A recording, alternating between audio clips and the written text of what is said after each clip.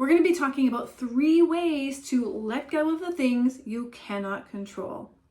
Hey there, my name is Tammy and I am a leadership and communication coach. And in this video, we're going to be talking about and understanding where it is that we spend our energy and where it is we can have influence when it comes to the things we can and cannot control. Now, this is relevant for all employees and leaders in the workplace because we all struggle with the desire to want to control things to get the outcomes that we want, whether that's a promotion, whether that's a pay raise, or maybe just getting the job you've interviewed for. Now, there is a truth in this world that sometimes can be hard to accept for many of us, and that is we don't have control over many of the things in our lives. We don't have control over how people treat us. We don't have control over their thoughts and beliefs. We don't even have control over the weather, and yet we spend a lot of time talking about these things.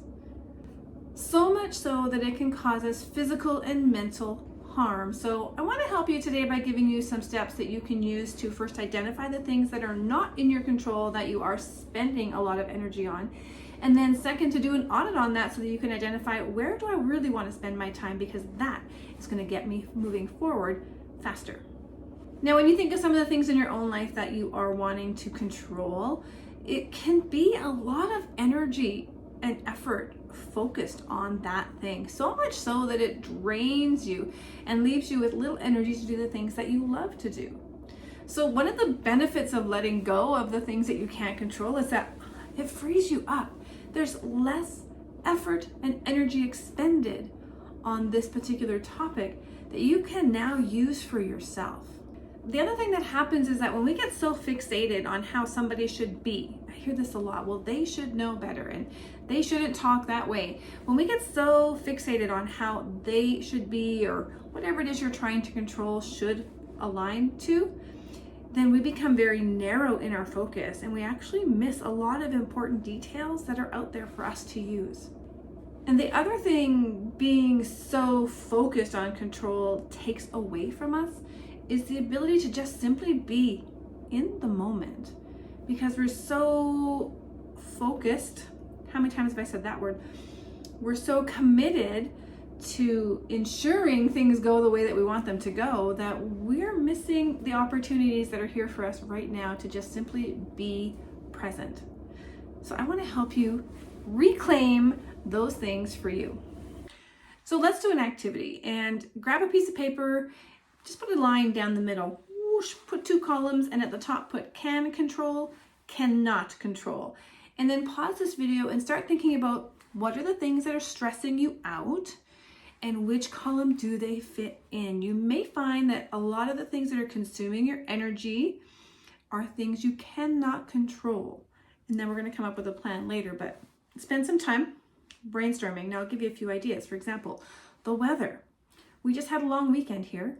And it rained most of the long weekend. And I can just imagine the conversations at campsites and at the beaches all weekend long about how the weather is ruining their time. But all of that time and energy spent on talking about the weather is taking away from being present in the moment and finding some fun. So the weather I cannot control. That would go on the can't control side. On the can control is my thoughts, my feelings, my actions, what I eat.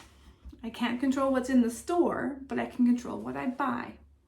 I may not be able to control what they think, but I control how I respond. So typically when you have something on the non-control side, there will be something on the control side that will help you navigate this.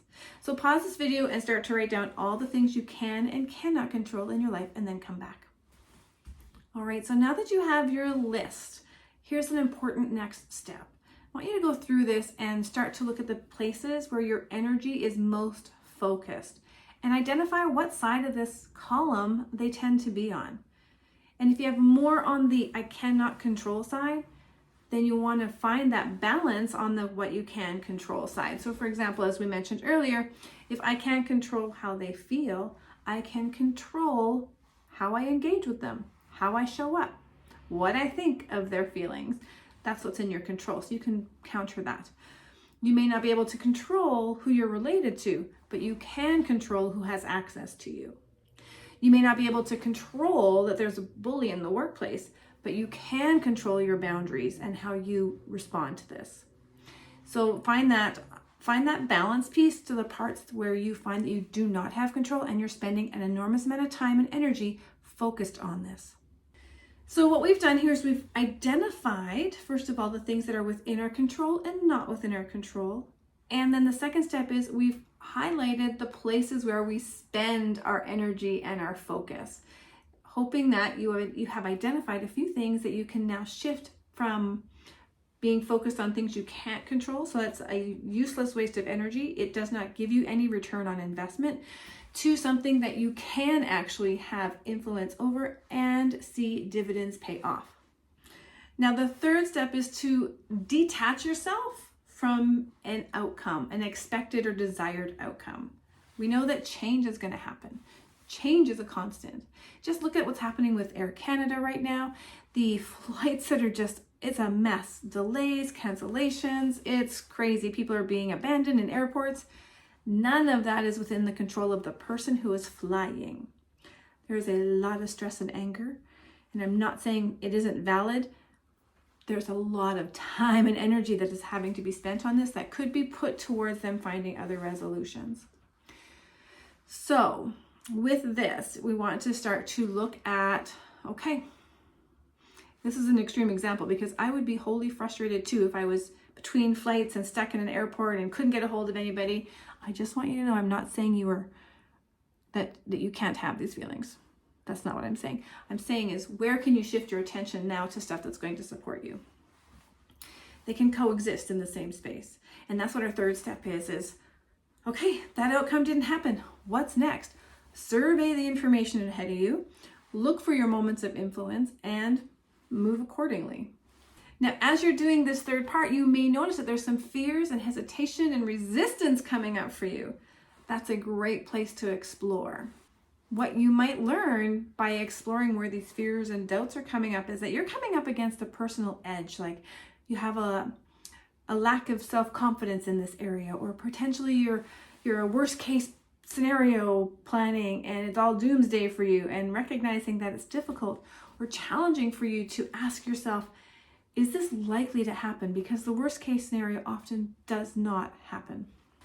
And so as you're working through those fears and doubts that may come up, I want you then to shift from the things you can't control into your influence. And you may not be able to stop that workplace bully from harassing you, but what's your influence? I can choose to change jobs, ask for a transfer, go on leave. So where do you have influence? Fill in that grievance. Go up higher if nobody's listening to you. Manage your thoughts, feelings, and interactions with this person. Document. Where's your influence? So the 3 steps that we took today was, first, we identified the things we can control and cannot control. We created our table. The second step is that we started to look at the things where we spend our energy on and identified if there's too much of a focus on those things we cannot control, so that we could find the counter in the place that we can control, so we can then exert our influence. And then the third thing that we did was to accept that change is always going to happen, and to be a little bit flexible by letting go of the outcomes. We have a desired outcome, but we know that we can't control it because there's so many factors along that road, between me, between you, between the organization, and external things like pandemics. We cannot control the outcome. So releasing that expectation so you can be present in the moment, stay flexible, and stay focused on creating pathways to success. Drop your comments below. I'd love to hear the places where you're finding that you don't have control, that are maybe keeping you stuck, and I can help you shift out of that if that's what you're looking for some support with. Remember, guys, you're only one conversation away.